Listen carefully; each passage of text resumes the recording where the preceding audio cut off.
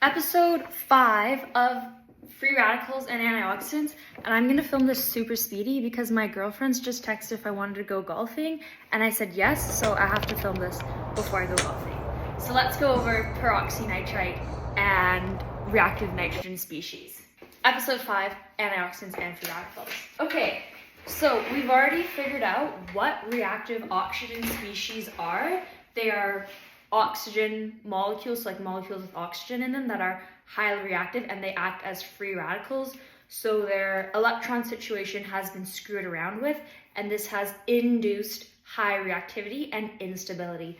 So now you have these highly reactive molecules hanging around in your cell. They're going to cause lipid peroxidation, inflammation, mess up redox balance, and just screw around with a bunch of cellular processes. And now your body needs to employ its antioxidant system to neutralize these free radicals and just make them more stable and less reactive. So peroxynitrite, what the frick is that? ONOO-. This is peroxynitrite, and it's a reactive nitrogen species.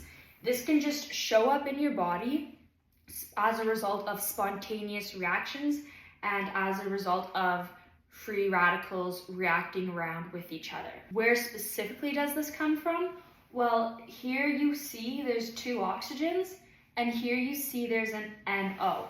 So this is actually coming from the reaction of nitric oxide with superoxide anion. So here's your NO, here's your two oxygens, and here's that negative charge. What the reaction pathway looks like: nitric oxide plus superoxide anion into peroxynitrite. And this is a spontaneous reaction. What is nitric oxide doing in your body? What is superoxide anion doing in your body? Nitric oxide is actually a pretty good thing. It's responsible for vasodilation, and it is produced in epithelial or endothelial, epithelial, what do my notes say? Nitric oxide is good and naturally present in endothelial cells. So those are like your cells lining your blood vessels. And when nitric oxide is working, it's causing those cells to relax, so it causes vasodilation, the relaxation of your blood vessels, so it's improving blood flow. Beets are a really good way of increasing your body's ability to synthesize more nitric oxide. So beetroot powder, beet juice, literally eating more beets in your diet, is improving blood flow, and it's able to also improve athletic performance because now your working muscles and tissues have more blood flow, so more oxygen and nutrients delivered to them. It also acts as a signaling molecule inside cells. So if your endothelial cells are making more nitric oxide, it's not only causing vasodilation, but it can be playing specific roles in these signaling pathways, kind of like telling your cell what's going on. Oh, nitric oxide might also be able to mediate neuroplasticity. So changes in your brain connections as you learn new skills or learn new language. That's what neuroplasticity is all about, and nitric oxide might be able to mediate that. So what problems do we run into? This is, as you are very well aware by now, because this is episode 5, superoxide anion is nasty. This is a bad thing. Superoxide anion is so bad. It is a free radical. It's a reactive oxygen species. It causes a huge amount of DNA damage. It can mutate your DNA and lead to cancer. It can damage cellular health, damage mitochondria, and cause apoptosis, so cell death. And it can just really screw around with cellular function. What we have going on here: nitric oxide, good, naturally produced vasodilation, signaling molecule, might be able to improve or mediate neuroplasticity, but superoxide anion, super bad. If you want to figure out like why it's actually bad for you, see episodes 1, 2, 3, and 4 in this series. But right now, we just need to know that this is a problem. This is a reactive oxygen species. So nitric oxide combined with superoxide anion, that's what makes peroxynitrite. Peroxynitrite itself is also a reactive nitrogen species. However, This is much less reactive and much less damaging than superoxide anion.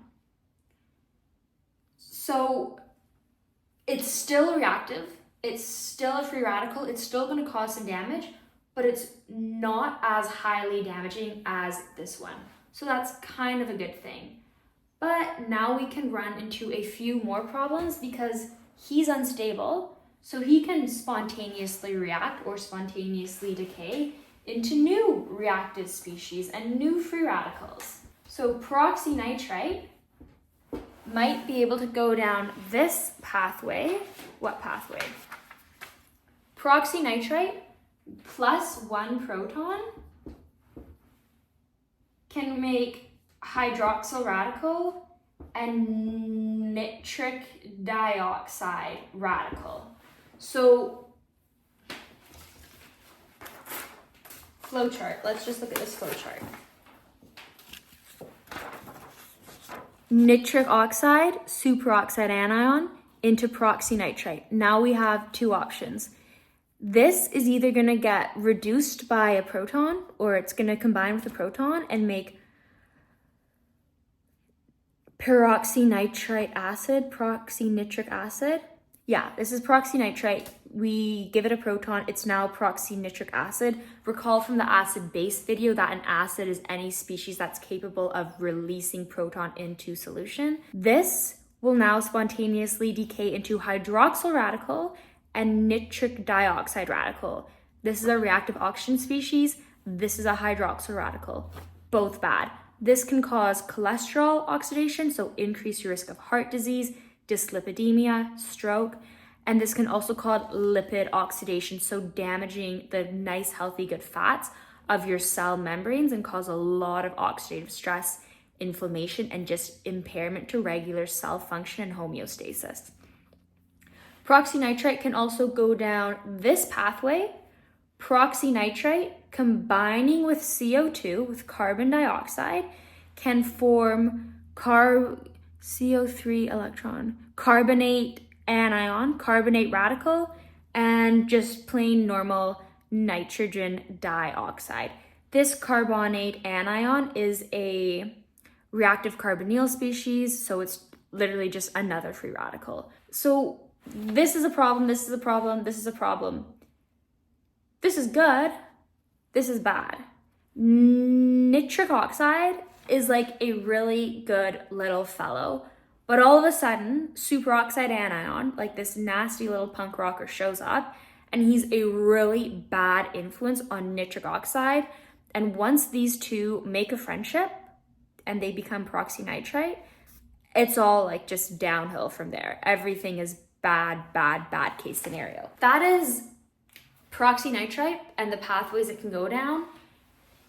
These are all unstable, highly reactive molecules. And if you want to stop the series or the progression of oxidative damage, oxidative stress, and just total cellular destruction, you need your body to have a good, strong antioxidant system. What you can do about that is eat a clean, healthy, nutrient-dense diet. So lots of fresh fruits and vegetables, cherries, kale, spinach, carrots, high quality meat and like animal-based foods, wild salmon, bison, elk, eggs, natural dairy products, so like goat's yogurt, goat and sheep's cheese, raw and pasteurized cheese, raw milk. These are all really high quality nutrient dense foods, and they're really good at giving your body the nutrients that it needs to have a robust antioxidant system. Fruits rich in vitamin C. Vitamin C is a super potent antioxidant.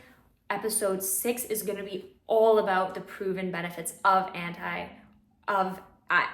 vitamin C as an antioxidant. So check out episode 6 to learn all about vitamin C. Other things you can do, one of your body's antioxidant systems is like the glutathione system. Glutathione is a tripeptide, so it's made up of 3 amino acids: glutamate, glycine, and cysteine. Cysteine is a sulfur-containing amino acid, so right away we know that these sulfur-rich vegetables, cruciferous vegetables, broccoli, kale, cabbage, arugula, Brussels sprouts, these are all very good for improving detox because your body is taking that sulfur atom and using it to make cysteine, the amino acid, and that cysteine residue, the sulfur atom in that cysteine residue is essential for the antioxidant function of glutathione. The glutathione system also needs the B vitamins niacin and riboflavin to function, and then one of the enzymes in that system, glutathione reductase, needs selenium to function. So these B vitamins, niacin and riboflavin, you're getting in high quality animal products. So grass-fed beef, organic beef, bison, elk, venison, wild game, salmon, lean turkey breast, lean chicken. Those are great sources of B vitamins. And then selenium, most top source of selenium, Brazil nuts. I have 2 Brazil nuts, 3 Brazil nuts every day. Nice little tip, keep the Brazil nuts in your freezer because they are so high in fat. You don't want them to be really exposed to light or exposed to heat and oxygen, because what have we already learned about oxygen? Sometimes it will react with things and it will cause good fats to go bad. Those are my biohacks or little health tips.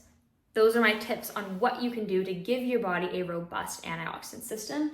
And then the other thing you can do is keep exercising, keep your body moving, because if you're not moving, or if more calories come into your body than calories your body is burning, basically if your body's processing excess energy and you have too many electrons showing up in your electron transport chain inside of your mitochondria, these extra electrons might be able to combine with oxygen and create more superoxide anion.